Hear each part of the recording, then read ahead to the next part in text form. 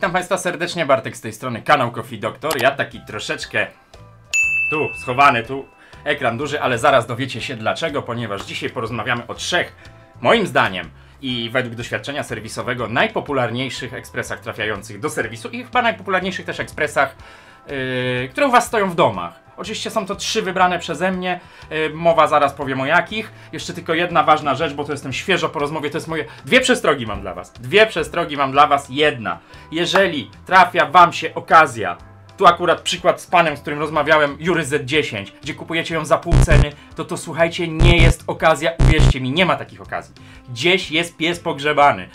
Nie urażając psa. Gdzieś jest pies pogrzebany. No i po rozmowie okazało się, że problemy mogą być bardzo poważne. Wręcz w momencie, kiedy naprawimy te problemy, to wyjdzie drożej niż nowy ekspres. Nie patrzcie na takie okazje. Okazja to jest jak coś kosztuje dychę i kupicie za 9, ale nie za 5. Druga ważna rzecz, też przestroga. Tankujcie samochód. Tankujcie samochód. Tankujcie samochód, bo jak się samochodu nie tankuje, to przestaje jechać. Nie powiem wam kto, kolega. To kolega tutaj, słuchajcie, odwalił taki numer. Tyle słowem wstępu. Będziemy rozmawiać o trzech ekspresach najpopularniejszych, trafiających do serwisu, ale nie mówimy tu w kategoriach tego, że one się najczęściej psują. To są według mnie najpopularniejsze ekspresy w tej chwili stojące u was. Mowa o Siemens EQ6, DeLonghi Dynamica i Philips Latego. Modele jakby dowolne, bo wiadomo, EQ6 jest kilka rodzajów, Latego jest kilka rodzajów, Dynamic jest kilka rodzajów, one konstrukcyjnie są podobne. Ja będę mówił o konkretnych ekspresach, dlatego właśnie jestem tak obok ekranu, bo tu pojawi się nasz pierwszy ekspres do omawiania. Przy okazji zobaczymy, jak on cenowo wygląda. No jak widzicie, no to jakiś używany, ale powiedzmy, że nowe, standardowo. To nie jest, słuchajcie, ja bym Ceneo najlepiej wpisał. To nie jest, słuchajcie, sponsorowane, a szkoda, bo mógłbym się wzorować na jednym sieciowym koledze, no ale to zapraszam na maila, jeśli chodzi o współpracę. Czemu nie? I tak tych katalogów używam, więc możemy zawęzić do jednego. Ceneo. Wpisałem Ceneo. Wejdźmy na Ceneo. Siemens EQ6.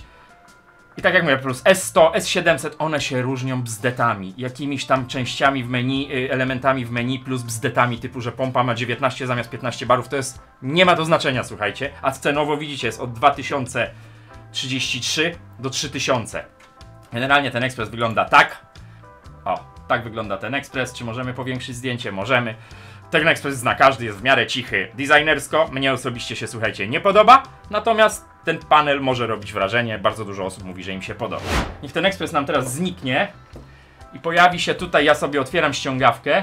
Zresztą właściwie mogę chyba i wam ją pokazać, tylko będę ją musiał trochę poharatać, to więc ja ją tu wstawię. Słuchajcie, po tej stronie właśnie pokazują wam się elementy najczęściej psujące się. Mówimy o Siemensie EQ6, moi mili. Co się psuje w Siemensach EQ6? Co naprawiam? Pamiętajcie, ja to mówię z własnego doświadczenia. No i zacznijmy od najpoważniejszych usterek. Siemens EQ6 miewa problemy z elektroniką, niestety.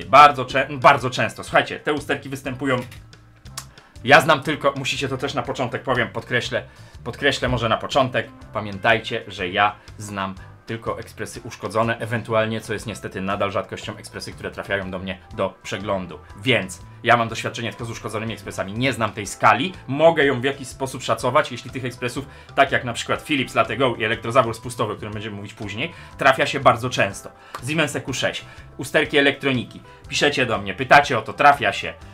Ekspres włączacie, zaczyna cały czas mielić, albo zaczyna cały czas chodzić pompa, albo jedno i drugie naraz, albo w ogóle się nie włącza. To są usterki elektroniki. Ja generalnie jako serwis ekspresów nie ingeruję w elektronikę, my ją wymieniamy. Część serwisów próbuje naprawiać te elektroniki, na przykład Piotrek z Poznania. Generalnie te usterki występują, to nie jest jakaś tam bardzo nietypowa usterka, zdarza się. Drugi typ usterki związany z elektroniką to jest to, że ten ekspres co chwila woła o odkamienianie. To bardzo często o to pytacie i w komentarzach, i bardzo często pytacie o to dzwoniąc do mnie. To są takie elektroniczne usterki podstawowe. Nie włącza się, chodzi cały czas młynek. Być może to są usterki proste do naprawy. Ja akurat podjąłem decyzję nie ingerowania w te elektroniki, ja pracuję sam. Są serwisy, które ingerują, musicie po prostu szukać. Kolejne usterki. Oczywiście pamiętajcie, wszystkie usterki mogą być spowodowane niedbaniem o dany ekspres, używaniem słabych odkamieniaczy, czy niefirmowych, nieodkamienianiem, przedłużaniem tego, niewymienianiem filtrów. O tym wszystkim musicie pamiętać. My tu zakładamy, że raczej dbacie i stosujecie się do instrukcji obsługi. Kolejne takie usterki to na przykład woda leci w tacę. Włączacie ekspres, mieli kawę, zamyka się zaparzacz, słychać jak pracuje, woda leci w tacę. No i tu powodów może być, słuchajcie, wiele. Po pierwsze, mogło się coś przypchać, mógł się uszkodzić bypass, który widzicie jak wygląda tu na pompie i on po prostu bardzo często jak raz się otworzy, to już zaczyna lać wodę bezpośrednio do tacki. Jest to zabezpieczenie antyciśnieniowe przeciw wysokiemu ciśnieniu. Czasami uszkadza się sam, czasami coś go powoduje. Kolejny krok, właśnie to, co może spowodować uszkodzenie bypassu, góra grzałki się bardzo często tutaj, jeśli nie dba się o ten ekspres, zapycha kamieniem. Tam jest taki specyficzny, widzicie to teraz, taki specyficzny no dzynzelek, no nie umiem tego inaczej nazwać, słuchajcie. Taki specyficzny dzynzelek, który jak nie dba się o ten ekspres, on się zapychają się te dziurki kamieniem. Było to na filmach. Jak popatrzycie na filmy na kanale o Siemensie, wszystkie te usterki były, tak naprawdę. On się zapycha kamieniem, traci przepływ grzałka górą. Najczęściej to się dzieje u góry, u dołu bardzo rzadko, ale to już z doświadczenia. Traci grzałka przepływ i wracamy do bypassu, którym mówiłem przed chwilą. Jeżeli tu nie ma przepływu, to otwiera się bypass, ładuje do tacki. On się bardzo często już nie domyka wtedy. Trzecia rzecz, która może powodować walenie podczas parzenia kawy wodą do tacki. Zawór ceramiczny, czyli ten element, który tu widzicie, niestety uszkadza się. Tam są tarcze ceramiczne, trące o siebie. Jeśli nie dbacie o ekspres, one się wycierają. Może się też uszkodzić silnik, co rzadko się zdarza. Może też paść mikroswitch, który ustala pozycję tego zaworu ceramicznego i w ten sposób ekspres źle kręci tym zaworem lub on się źle obraca i też powoduje to ładowanie wody do tacki. Zawór ceramiczny jest również odpowiedzialny za spienianie mleka, więc jeśli macie problemy ze spienianiem mleka, ono się nie spienia lub chlapie, to może to być zawór ceramiczny, ale mogą też być i znowu tu widzicie, może być pęknięty któryś z wężyków idący do wylewki lub sama końcówka wylewki. Przede wszystkim zawsze najpierw odkamień, wyczyść, sprawdź, czy wszystko jest czyste, zanim podejmiesz jakiekolwiek kroki. Inne rzeczy, zimna kawa. Tu grzałeczka potrafi puścić, potrafią się popalić termiki. Do wymiany kompletna, tu występuje grzałka kompletna. Lub przegrzewa kawę. Leci wam kawa, która gotuje się z wylewki, po prostu widać jak bąbelkuje, wleci wrzątek po prostu gotujący się. To odpowiedzialna jest za to grzałka lub też może być uszkodzona elektryka. Jak widzicie, zdiagnozowanie tego wszystkiego nie jest takie proste, słuchajcie, bo tu jest parę pytań i tak naprawdę powiem to teraz, już nie będę powtarzał przy kolejnych ekspresach. Wy często spodziewacie się, że diagnostyka ekspresu to jest podłączanie jakichś oscyloskopów, podłączanie jakichś wielkich laboratoriów. Najczęściej diagnostyka ekspresu, większość serwisów, wiem z doświadczenia, wiem też od znajomych, działa tak, że ja mam na przykład bazę sprawnych części. Mam jakiś zawór ceramiczny, który jest połamany, ale działa. Mam grzałki sprawne używane, mam pompy sprawne używane, mam bypassy sprawne, mam to wszystko pooznaczane. Robi się to podmianką. Najprościej jest sprawdzić podmianką, mając pewność, że dana podmieniana część jest sprawna, bo ostatnio miałem taki przypadek, jeden z was do mnie pisał, że podmienił na inny używany i też nie działa. Nigdy nie masz, kolego drogi czy koleżanko, pewności, czy ten inny używany jest dobry, chyba że sprawdziłeś i wiesz. Więc jeśli podmianka, to na nowy lub no wiadomo, my serwisy wygrywamy tym, że mamy bazę tych części. Mamy bazę tych części historycznie chociażby z napraw, czy po prostu musimy je mieć, żeby móc diagnozować szybko ekspresy. Tyle na temat Siemensa. Padają też czasem, słuchajcie, to jest też ważne. W momencie, kiedy padnie elektronika, o której mówiłem na początku, ekspres się nie włącza, to sama wymiana elektroniki, która nie jest tania, bo to jest tam około 600 zł powiedzmy, i nagle okazuje się, że panel też nie świeci. Panel kosztuje chyba 1570 zł netto. Masakra. Są firmy, które to naprawiają, o ile się da, ale pamiętajcie, że takie... Prawo Murphy'ego, słuchajcie. Wymienicie elektronikę, okaże się, że panel jest spalony. Wymienicie panel, okaże się, że elektronika jest spalona. To naprawdę elektronika plus panel w Siemensie EQ6 to jest właściwie wartość nowego ekspresu. No niestety tak to wygląda, słuchajcie.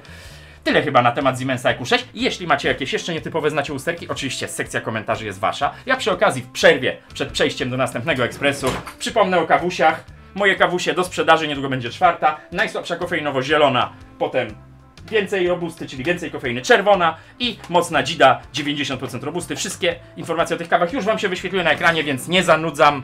Mail też się wyświetlił, piszcie. Zaznaczę tylko jedno, nie prowadzę sklepu internetowego, ponieważ te kawy są wypalane na wasze zamówienie. Cały system, jak to działa, otrzymacie w odpowiedzi na maila, którego napiszecie na kawa@coffeedoctor.pl. No i lecimy dalej. Co następne? Następne to mógłbyś dać w tej chwili subskrypcję, ponieważ jak widzicie w tym rogu dosłownie chyba bardzo duży odsetek z tego, co ostatnio patrzyłem, a wy już widzicie, jaki z was ogląda, a nie subskrybuje. Daj tą subskrypcję. Obejrzałeś, coś się nauczyłeś, coś ci pomogłem, daj subskrypcję. Ja będę wdzięczny, ty będziesz zadowolony. Wszyscy, kurna, umówmy się tak, nie? Łapeczka w górę też, słuchajcie, nie zaszkodzi. Lecimy teraz, do wyboru mamy jeszcze DeLonghi Dynamika albo Latte Go. Latte Go to sobie zostawmy na kolację. DeLonghi Dynamika, moi drodzy, już się na niego przełączam, już wam go pokazuję, jak to cenowo wygląda. Ceneo? No Ceneo, jak już wszyscy Ceneo, to Ceneo. Może się odezwie jakaś sieć do mnie, żebym wtedy nie szukał na Ceneo. Zapraszam, słuchajcie. Szukam partnera kanału takiego, no takiego stałego, tak? Zapraszam do kontaktu. Ceneo też może być. Słuchajcie, dobra, nie o tym jest film. DeLonghi Dynamica to akurat 350-55B, chyba jeden z najpopularniejszych, 2200 zł. No jest tych DeLonghi Dynamic kilka, słuchajcie, jest do wyboru kilka, tu biały akurat. Generalnie Express DeLonghi Dynamica ma różne, jakby one różnią się drobnymi rzeczami. Jeden ma cały panel dotykowy, inny ma trochę mniej przycisków. To jest kosmetyka, słuchajcie, ja wam to zawsze powtarzam. Kawy tak naprawdę pijemy 3. Espresso, nie wiem, americano jak ktoś lubi, cappuccino, latte macchiato, no to już jest wymysł ozdobny. To kawa dla mnie, latte macchiato i cappuccino to jest dokładnie to samo. Ale to dla mnie, słuchajcie. Dobra, gasimy gościa, ja sobie otwieram schemat, a wy pewnie będziecie go tu widzieć momentami, no bo nie chcę całych pokazywać, niech ja się tylko, słuchajcie, dokopię do tej mojej dynamiki. DeLonghi Dynamica, od czego zaczniemy? Jedna ze standardowych usterek, bardzo rzadkich akurat w DeLonghi, w stosunku do Siemensa dużo rzadszych. Express się nie włącza. Express się nie włącza, słuchajcie, nie reaguje na guzik włączania. Nie włącza się i tyle, trup. No i mamy znowu zagwozdkę, bo mamy panel dotykowy z przodu, bardzo ładny zresztą. I mamy elektronikę, która jest z boku tego Expressu, pewnie to w tej chwili gdzieś tu obok nie widzicie. Wymieniamy elektronikę boczną, bo na przykład nawet tam czasami widać spalenizna. Spaleniznę pokazywałem to już na filmach, widać, że jest spalony warystor na przykład na wejściu. Część serwisów, tak jak mówię, też to naprawia, chociaż w Expressach DeLonghi Dynamica te płyty są zdecydowanie tańsze niż w Siemensie, więc mniej tych serwisów. Ja generalnie, słuchajcie, znam taką zasadę, że jeżeli nowa płyta kosztuje mniej niż 300-350 zł netto, to nie warto jej naprawiać. Tak słyszałem od paru elektroników, którzy już dłubią w takich rzeczach, więc no... Musicie dzwonić po prostu, ja się tym nie zajmuję. No i wymieniamy tą elektronikę boczną, bo ona najczęściej jest spalona i bardzo często wszystko działa. Czekajcie, muszę wyłączyć Discorda, o którym powiem na końcu, bo będzie mi tu pikał i mnie denerwował. Dobra. I Express się włącza, jest ok. Czasami nie działa jakiś czujnik, bo się spali, z tym na przykład przepływomierz. To do wymiany, to są rzeczy prostsze. Natomiast wymieniam tę elektronikę i Express nadal jest trupem. I nagle się okazuje, że upalony jest też ten ładny ten panel. On kosztuje koło 600, ja rzucam z głowy te ceny, wszystko możecie sobie sprawdzić. On kosztuje koło 600 zł netto, plus do tego elektronika koło 300 zł netto, czyli mamy 800, tak licząc wiecie, zaokrąglając 1200 zł naprawa. Czy to się opłaca? Plus usługa, to są tylko części, pamiętajcie. Czy to się opłaca? Musicie odpowiedzieć sobie sami. Pamiętajcie, w każdym tym Expressie, o którym mówię, jest tak, że jeżeli Express jest trupem, to nie będąc autoryzowanym serwisem, gdzie ewentualnie możecie próbować podpiąć sobie komputer, czy będąc autoryzowanym serwisem macie bazę części tak naprawdę za darmo, bo one leżą i czekają na naprawy. Natomiast nieautoryzowany serwis musi te części zamawiać, nikt tych części nie trzyma na kupie, bo i po co? Tym bardziej, że dzisiejsza dostępność części to jest, że dziś zamawiam do 16, jutro ta część jest u mnie, akurat jutro nie, bo niedziela. No można się wpakować w koszty, tak? Więc takie usterki, gdzie Express nie żyje, są najcięższe do diagnozowania, w sensie takim, że możecie zostać z elektroniką, tak? No ale dobra, mamy działający Express, nie wiem, najczęstszy przypadek chyba w DeLonghi ostatnio, o jaki pytacie, to cały czas jest uruchom wodę, woda leje się wylewką, obwód pusty, uruchom, obwód pusty, uruchom. To się tyczy tak naprawdę, słuchajcie, wszystkich Expressów. To się tyczy wszystkich Expressów, różnie to się nazywa, napełnij obwód, obwód pusty. Chodzi o to, że przepływomierz bardzo rzadko się uszkadza, najczęściej widzicie przepływomierz właśnie tu, w nim się nie kręci ten wiatraczek, bo obrosło jakimś życiem, zawaliło się osadem węglowym z filtra lub obrosło kamieniem, wiatraczek przestał się kręcić, a to on, tam jest czujnik Hala wbudowany, który wykrywa te dwa magnesiki na wiatraczku i one dają Expressowi sygnał, że woda płynie, więc w momencie, kiedy one się nie kręcą, to Express myśli, że jest powietrze w układzie, albo że nie ma wody po prostu. To jest najczęstsza chyba usterka, bardzo tania w naprawie, bardzo prosta samemu do naprawy. Przy okazji podpowiadam, Security Torx bodajże T10 albo T15, to są te śrubki z tyłu DeLonghi, czyli ten Torx z dzióbkiem. Co dalej? DeLonghi Dynamica i to generalnie się tyczy większości modeli DeLonghi, bzyczące elektrozawory. Jeżeli zaczynacie słyszeć przy dynamice, gdzie są dwa elektrozawory, u dołu lub u góry po lewej stronie Expressu, takie bzyczenie, takie metaliczne, to jest ten albo ten gościu, który tu teraz widzicie. Elektrozawór spustowy lub elektrozawór Trójdrożny. Jak to sprawdzić? Zdejmujecie tył, zdejmujecie bok i na słuch, który bzyczy. Który bzyczy jest do wymiany. Wymieniajcie te bzyczące elektrozawory, nie pracujcie na nich, bo potrafią się przytkać i potrafi wam coś tam rozerwać na przykład. Nie zdarza się to często, ale się zdarza. Elektrozawory również potrafią się zakamienić lub uszczerbić i przepuszczać, ale to już są skomplikowane usterki. Generalnie wtedy wariuje wszystko. Dwie najpopularniejsze to, jeśli chodzi o DeLonghi dynamikę, teraz widzicie grzałeczkę z takim gumową końcówką u góry. Ona nie jest gumowa, ona jest z takiego miękkiego plastiku. Na tym uszczelniaczu bardzo często ten ekspres zaczyna lać wodę. Objawia się to tak najczęściej, że przy najbliższym odkamienianiu wywali wam korki w domu, bo popłynie woda z tej uszczelki u góry, spłynie na termiki. Jeden taki strzał, nie włączajcie ekspresu, słuchajcie, to się może zdarzać gęsto jest tak, że to się zdarza tylko przy odkamienianiu. Natomiast ja od was słyszę, że wywalił korki, potem jeszcze parę razy wywalił. Słuchajcie, każdy taki strzał to jest ryzyko, że walnie wam elektronika, panel. Ten ekspres może okazać się śmieciem, elektrośmieciem po takich rzeczach. Jeżeli ekspres wywalił wam bezpieczniki w domu, zawieźcie go chociażby do sprawdzenia. To będzie od razu widać. Jeżeli serwis wie, jaki dany model usterki, jakie ma bolączki, to pierwsze co sprawdzi, to sprawdzi tą złączkę, słuchajcie. Bo to nie musi być to, ale najczęściej to jest to. I druga najczęstsza usterka chyba wszystkich ekspresów DeLonghi to infuzor, który widzicie tu. Te infuzory się zużywają. Część serwisów je regeneruje. Infuzor kosztuje coś koło 150 zł netto bodajże. Część serwisów je regeneruje. Ja uważam, że należy je wymieniać, ponieważ regeneracja czasami, wiecie, musicie pamiętać jedno. Serwis musi wam dać gwarancję. Chciał, nie chciał, bo czasami mówicie, zrób mi pan bez gwarancji. Nie ma takiej, nie jest to przewidziane prawem. Chciał, nie chciał, serwis musi wam dać gwarancję i wymiana tych uszczeleczek na zużytych elementach to pracuje. Infuzor pracuje za każdą kawą, ściska tą kawę. No jest to ryzyko dla serwisu. Ja chcę naprawić ekspres, dać wam gwarancję i mieć święty spokój. Dla mnie każda reklamacja, bo to też często słyszymy jako serwisy, że my po złości wam źle robimy. Dla nas każda reklamacja to już jest czysty koszt, słuchajcie. To jest praca za darmo. Więc to nie jest tak, że my po złości wam czegoś nie robimy. Czy coś jeszcze w ekspresie DeLonghi? W ekspresie DeLonghi jeszcze bardzo częsta usterka, czujniki NTC. Czujniki NTC, tu widzicie jeden, to są czujniki temperatury rezystancyjne. Z tego co pamiętam, opór maleje wraz ze wzrostem temperatury. Mogę mówić odwrotnie, słuchajcie, ja nie pamiętam, nie mam głowy do takich rzeczy. Ten czujnik macie i na grzałce dotykowo, na obu grzałkach. DeLonghi jest akurat dotykowo, macie na grzałce pary i na grzałce kawy. Jeżeli któryś z tych czujników szwankuje, to trzeba je natychmiast wymieniać, ponieważ potrafią one skrzywdzić płytę główną. Objaw jest taki, że albo w ogóle na przykład grzałka nie grzeje, albo przegrzała się grzałka, popaliła zabezpieczenia termiczne. Ewentualnie jak robicie kawę, to leci pary, a tak też się gotuje, jak mówiłem przy Siemensie. Szybko do serwisu, bo te czujniki potrafią uszkodzić sterowanie na elektronice i będzie wam przegrzewać grzałki, wtedy jest do wymiany elektronika, ewentualnie do naprawy w serwisach, które się tym zajmują. Objawy są takie, że nie spienia mleka, nie grzeje w ogóle grzałka pary, nie ma gorącej wody, natomiast kawa czasami się robi, bo ten od kawy czujnik na tej grzałce od kawy psuje się rzadziej. Patrzę jeszcze na schemat, czy coś jeszcze.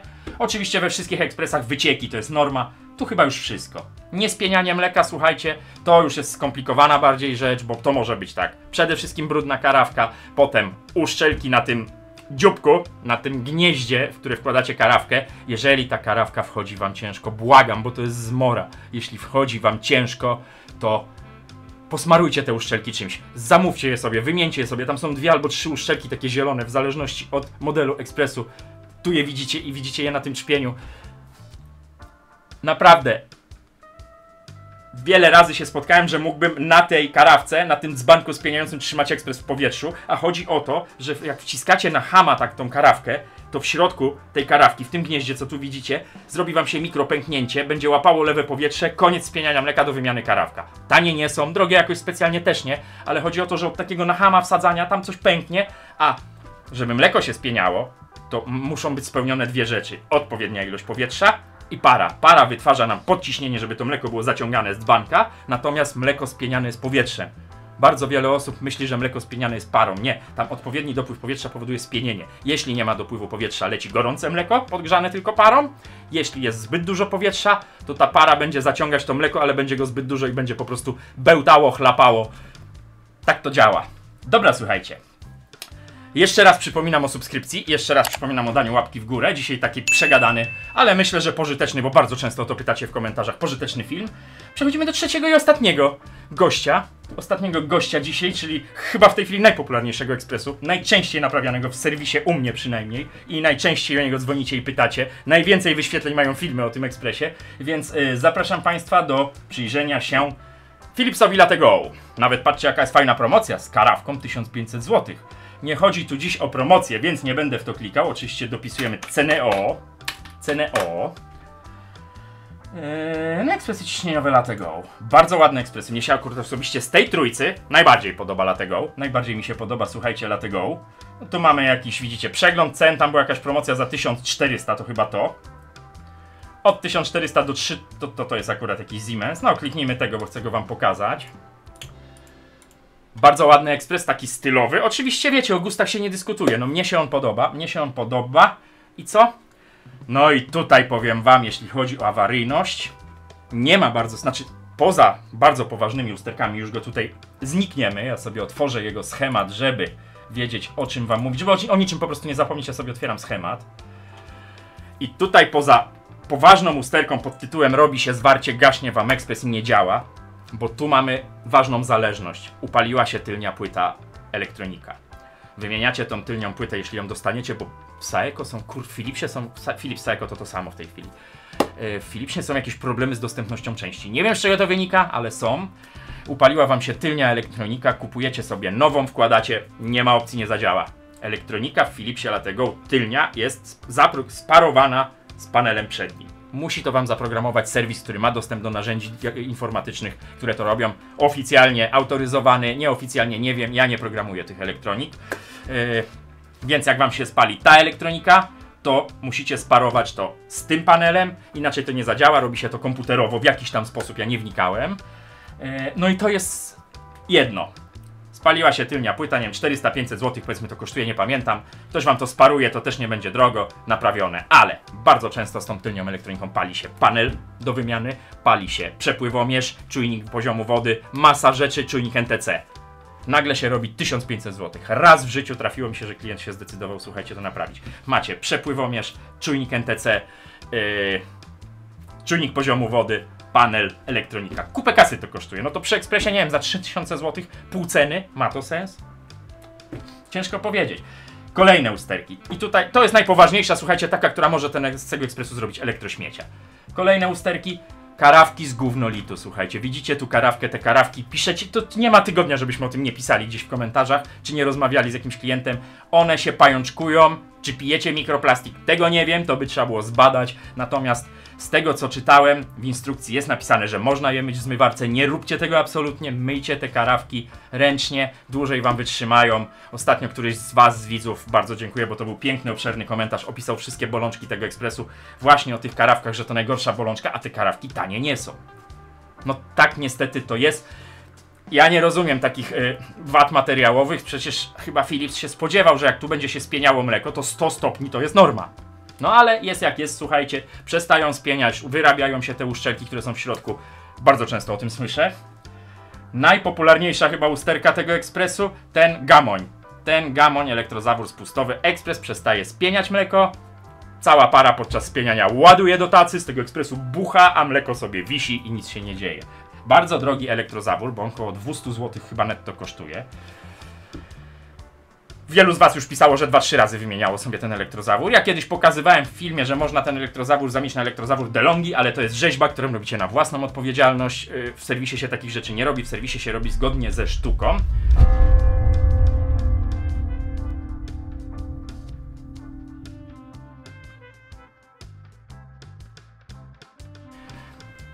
Drugi elektrozawór, który jest przy zaparzaczu, tu go możecie zobaczyć, on się psuje dużo rzadziej, z tym się nie spotkałem. Trzecia rzecz bardzo często psująca się w tym ekspresie, złączka grzałki. Tam to maleństwo białe, tu też tak jak przypominam, wszystko było już na filmach, możecie sobie wyszukać na kanale, to maleństwo białe pęka bardzo, bardzo często.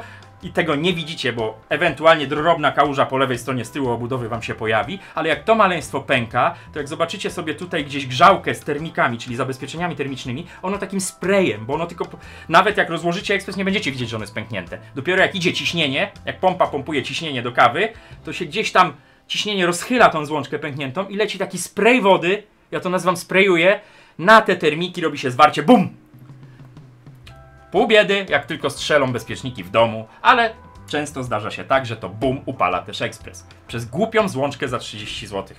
Teraz te złączki wyglądają trochę inaczej, nie wiem czy one są lepsze, no nie wrócił do mnie żaden ten ekspres, a tych złączek, wierzcie mi, tak jak i tych elektrozaworów spustowych, to wymieniłem w dziesiątkach, o ile nie w setkach, słuchajcie. Coś jeszcze? Czujnik NTC, to mówiłem bardzo często, ten czujnik NTC w tym ekspresie, ten czujnik. Według wszystkich elektroników, z którymi ja rozmawiałem, to on powoduje zwarcie, to on upala płytę. Czy w Latego jeszcze widzę coś, co tu może powodować usterki jakieś poważniejsze? No przepływomierz to standard, słuchajcie. Przepływomierz, jak w każdym ekspresie, na przykład macie coś takiego, że odpala wam się to Latego.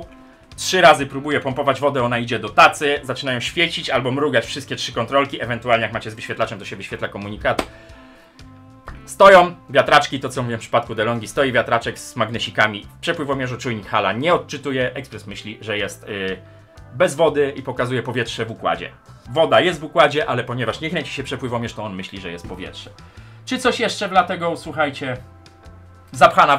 Zapchana wylewka syfem, standard też w ekspresach Philips Latego. W tej wylewce zbiera się taki syf, że w momencie, kiedy już na przykład zaparzycie kawę i po skończeniu pracy ekspresu ona jeszcze się leje parę sekund, to wiedzcie, że w tej wylewce macie historię ostatnich lat swojej kawy. Jest live na kanale, poszukajcie sobie, taki z dziwną miniaturką, gdzie pokazuję jak tą wylewkę rozebrać, zresztą w którymś filmie też. Warto to sobie robić raz na pół roku, bo tam bywa tragedia, słuchajcie. Chyba tyle, moi mili. No i co? Jak znacie jakieś inne usterki, które są bardzo popularne, które ja mogłem zapomnieć, bo ja mam tu wypisane te usterki, ale mogłem o nich zapomnieć, to zapraszam, sekcja komentarzy jest wasza. Jeśli chcecie posłuchać o jakichś innych ekspresach, o ich usterkach, takich, które do mnie trafiają, to również zapraszam. Słuchajcie, z tych 3, bo pewnie będzie dużo pytań, więc zapytacie Barteczku, Kofiku, który z tych 3 ekspresów byś wybrał? Oczywiście ja nie wnikam w wersje modelowe. Wszystkie 3 mają mleko, wszystkie 3 to mleko mają automatyczne. Siemens ma jako jedyny wężykowy system, którego ja akurat jestem zwolennikiem. Philips i DeLonghi mają karawkowe. I szczerze, z tych 3 ekspresów to bardzo ciężki wybór. Ja bym chyba poszedł stosunek jakości do ceny i wybrał Philipsa. Jeżeli tylko nie boicie się śrubokręta, słuchajcie, to jest ważny warunek, bo tam karawka jest łatwa do czyszczenia. Kawy robią podobne te ekspresy. DeLonghi moim zdaniem robi chyba najlepszą z tych ekspresów kawę. Natomiast w Philipsie, bo generalnie jakbym szedł po tym, co ja lubię, to bym wybrał Siemensa, bo ma system wężykowy. Ale ja nie lubię Siemensa. Ja nie lubię tych ekspresów Siemensa, bo one brudzą, one mają dosyć poważne usterki, są dosyć kosztowne na tle tych 2 pozostałych w naprawie, ale mają system wężykowy, który jest łatwy, wygodny w czyszczeniu. Pozostaje nam Philips i DeLonghi. DeLonghi dynamika jest sporo droższa od tego Philipsa. Oba mają systemy karawkowe. Ta karawka w Latego jest prostsza do czyszczenia, z kolei w DeLonghi macie 3 stopnie spieniania. Możecie sobie puścić gorące mleko. Tak naprawdę, szczerze, dla mnie to są porównywalne ekspresy. Nie będę wskazywał faworyta, bo wybierałbym chyba po cenie. Wybierałbym chyba tak naprawdę, szczerze wam powiem, po cenie i tyle. Dobra, tyle moi mili. Jeśli wytrzymaliście do końca te 30 minut mojego gadania, bo tu cięć będzie niewiele. Mam nadzieję, że to dla was pomocne. Jeśli są jakieś pytania, piszcie komentarze, sekcja komentarzy wasza. Tyle. Przypominam o kawach, przypominam o łapce w górę, przypominam o subskrypcji. Grupa na Facebooku Rady, Porady, to tam. Linki wszystkie oczywiście macie w opisie tego filmu. Discord, serwer Discord mamy, ale będą zmiany po majówce, będzie taniej, będzie inaczej, będzie dla was bardziej dostępnie, więc o serwerze Discord na razie się wstrzymuje. Po majówce będzie pełne info. Zapraszam, słuchajcie, zapraszam do kontaktu, zapraszam do komentowania, zapraszam do zamawiania kawy. Miłej soboty państwu życzę. Ciepło się zrobiło. Idźcie na gryla, kiełbachę zjedźcie. Wypijcie za mnie orężatkę. A ja was pozdrawiam cieplutko. Mówił do was Bartek, kanał Coffee Doctor. Trzymajcie się. Cześć!